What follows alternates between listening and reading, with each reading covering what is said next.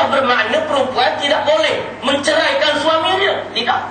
Cuma dia tak dipanggil talak, dia dipanggil fasakh ataupun tebus talak. Itu ada exit, exit clause dia. Ruang nak keluar bagi perempuan dia.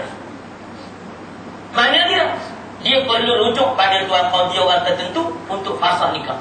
Islam tak berinya dia terus ada autoriti yang luas terus cerai suami, tak boleh. Tapi kalau melalui orang kedua, orang ketiga, tak apa. Kerana dengan melalui orang ketiga, emosi dia akan diisi oleh orang yang ketiga dengan nasihat-nasihat daripada orang ketiga. Itu hikmah Islam. Dia bincang dengan siapa? Bincang dengan tuan qadi. Agak-agak tuan qadi ni imbangilah kelemahan emosi perempuan tadi. Itu agak gitu. Bukan tak pergi langsung, tidak. Itu Islam meraihkan dia. Tapi kita, tuduh Islam jangan. Yang pelik ni bukan setakat orang kafir tuduh Islam. Yang Islam tuduh Islam. Nak rombok balik lah macam-macam. Bila sebut perempuan, bila ada satu kes perempuan kena dera, tengok. Riuh seluruh negara. Riuh seluruh negara. Termasuk perempuan yang tak pakai tudung pun riuh juga, tengok. Cakap pasal Islam. Wartawan pun bukan main lah pula. Pergi cari pula budak-budak tepi jalan, minta pandangan. Satu jenayah besar kepada Islam. Tanya perkara tentang Islam, tanya orang jahil tentang Islam. Itu satu jenayah. Sebab tanya orang jahil, orang tak faham Islam, kita dirujukkan dia. Satu jenayah dalam ilmu Islam. Tak boleh. Sebab tu semua ulama kata haram rujuk perkara agama pada orang yang jahil tentang agama. Haram kita rujuk. Kenapa? Rujuk jadi apa? Tapi pelik ni dalam perkara lain. Baru ni apa tu yang masalah bedah India hak mati dalam lokap. Lantik siapa? Untuk buat postmortem yang kedua. Lantik doktor yang profesional. Kenapa tak cari budak kampung yang pergi bedah kali kedua? Tengok kelas ke satu-satu sendiri tengok. Dalam perkara perubatan kita cari orang yang layak. Dalam perkara agama tanya orang tu berjalan. Mana sama pun. Itu orang panggil jenayah. Wartawan pun bengok. Hak jenis bengok tak? Pergi tanya budak, bengok. Apa pandangan dia sekarang ni tentang tutup aurat? Ditanya budak apa usah jenuh luar dah. Macam mana? Wartawan bengok pergi tanya budak bengok.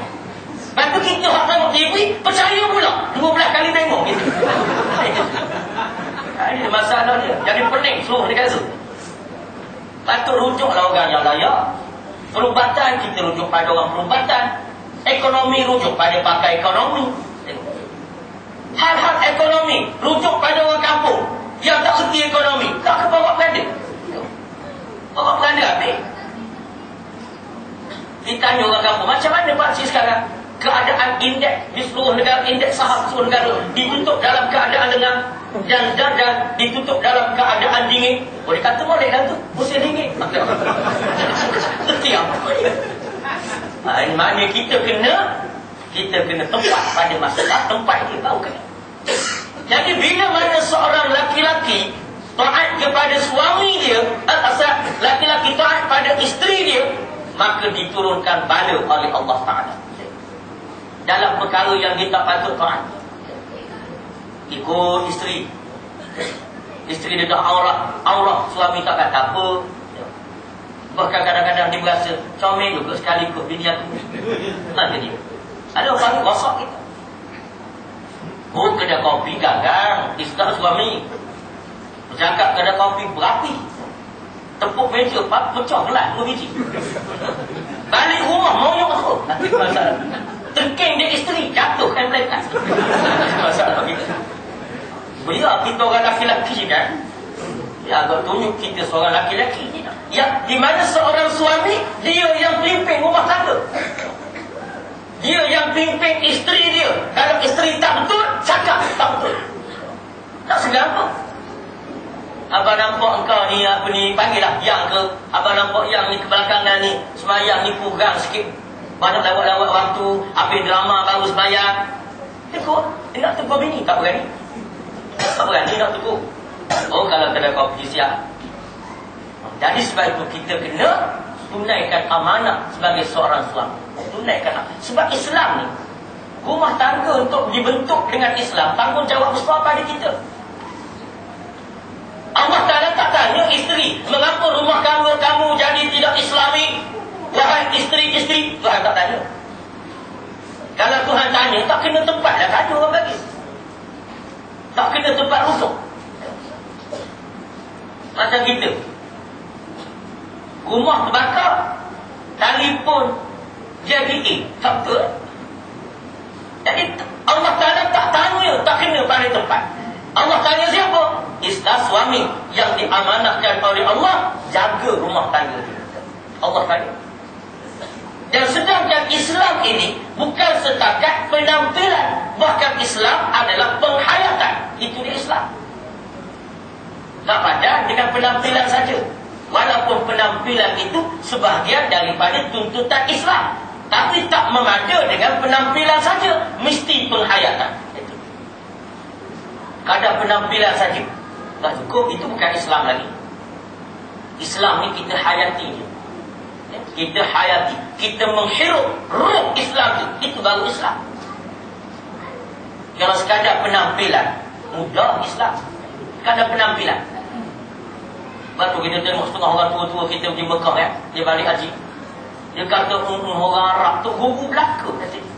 Semua pakai jubah, pakai ikat belaka. Dia kira tu guru belaka. Sekadar penampilan tidak menggelambangkan dia seorang, itu bukan melambangkan kesempurnaan tuntutan Islam tidak. Sekadar penampilan. Kita beli kepiah 20 biji, pergi sedekah ke orang asli di perkampungan asli. Minggu depan kita pergi sekali lagi, 20 orang tu semua pakai kepiah mereka. Penampilan dia pakai kepiah, seluar pendek, kadang bewok 14 ekor atas belakang. Jadi apa? Dia mesti penghayatan. Itu dia. Mana bila kita dah Islam, kita kena asuh keluarga kita menghayati Islam itu, baru jadi Islam. Siapa bertanggungjawab? Suami. Kena ajar. Baru kita kena fikir, Allah, Nabi, kita, dia mesti duduk sebagai macam ni. Allah, Rasul, kita.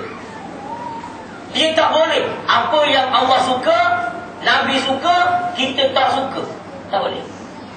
Ataupun Nabi Allah benci, Nabi benci, kita suka. Tak boleh. Hamba apa macam tu? Hamba ni orang yang kasih kepada Tuhannya, iaitu Allah.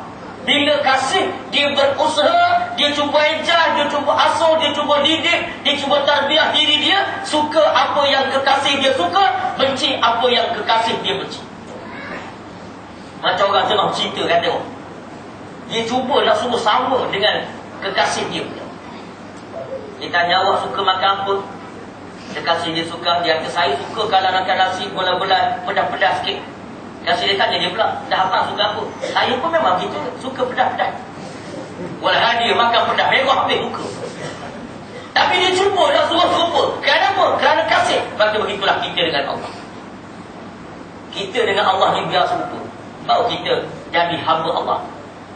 Ini jadi hamba Allah. Benda yang Allah kasih kita benci, benda yang Allah benci kita sayang. Betul benar. Allah suka kepada majlis ilmu, kita benci.